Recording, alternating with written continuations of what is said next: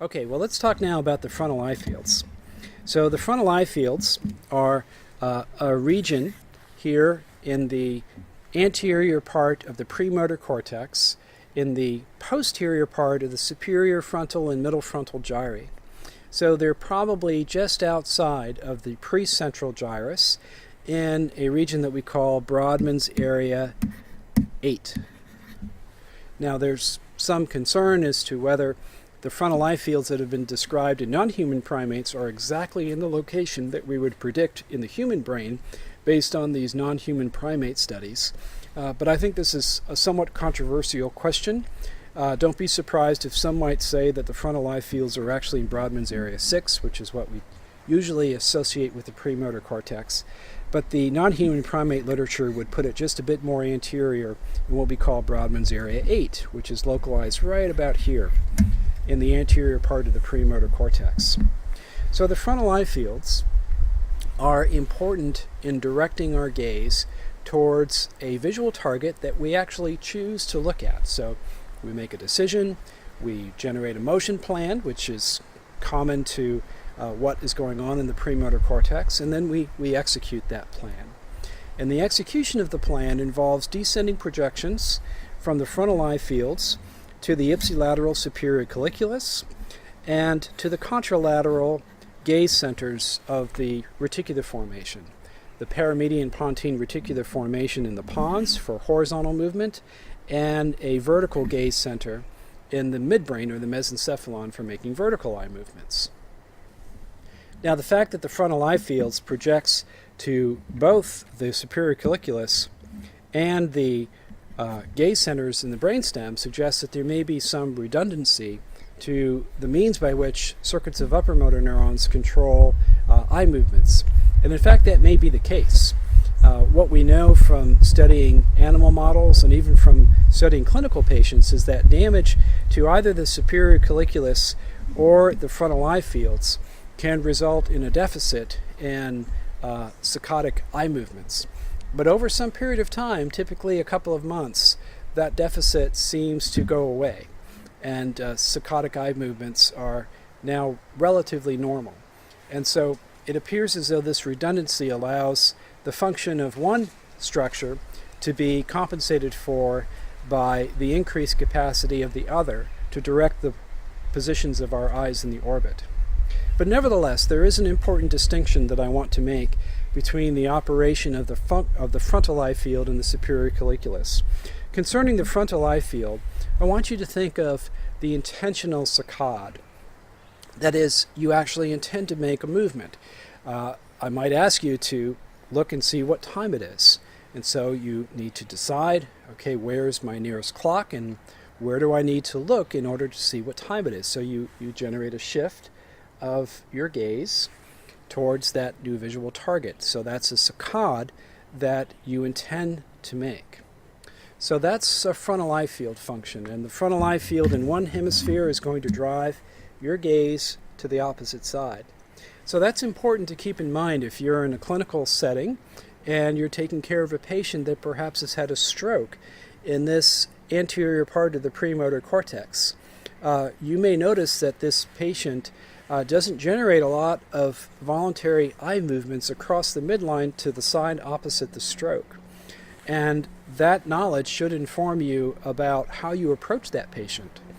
Or it may help guide your interactions with perhaps friends and family that may be visiting that patient in the hospital or wherever the care setting happens to be. So just be aware that the frontal eye field is directing voluntary shifts of attention across the midline to the opposite side of the visual field. Now the superior colliculi, on the other hand, they generate what we sometimes call express saccades. So these are saccades that are stimulated by some kind of sensory stimulus that we don't expect. We're not necessarily planning to make that movement. For example, imagine that you're outside as I am and it's springtime, and one common phenomenon that we have in central North Carolina in the spring are thunderstorms. I don't think we're in for a thunderstorm today, but perhaps there might be. And it may be that the first sign of a thunderstorm that I would appreciate is a bolt of lightning that might catch my attention off to one side. So I'm not expecting that, it just happens, and my eye movement system just might be quick enough to make a saccadic eye movement in the direction of that lightning strike, to be able to catch just a glimpse of that striking visual object.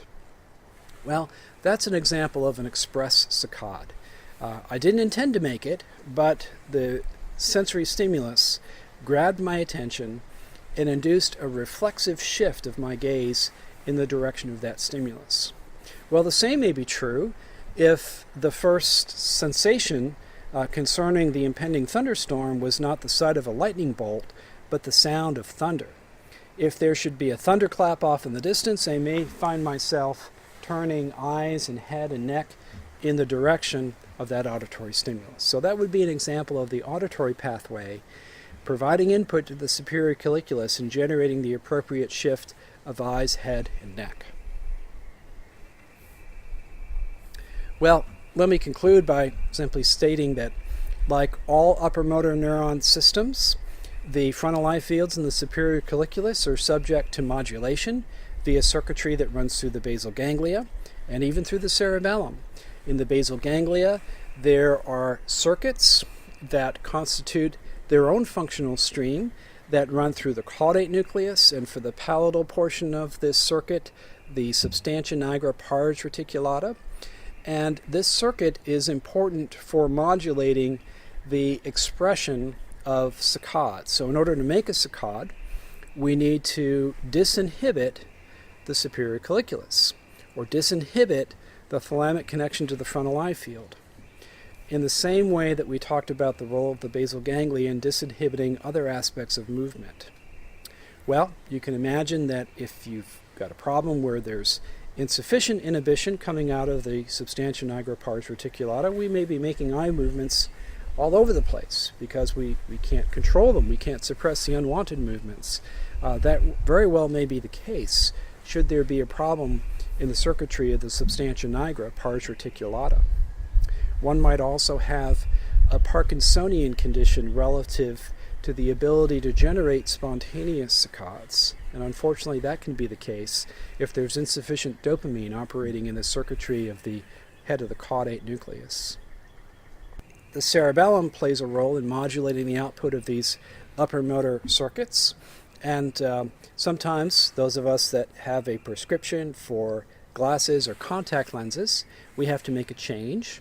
And that change in prescription strength may mandate some kind of adjustment in the gain of our sensory-mediated eye movement reflexes, like our vestibulo-ocular reflex.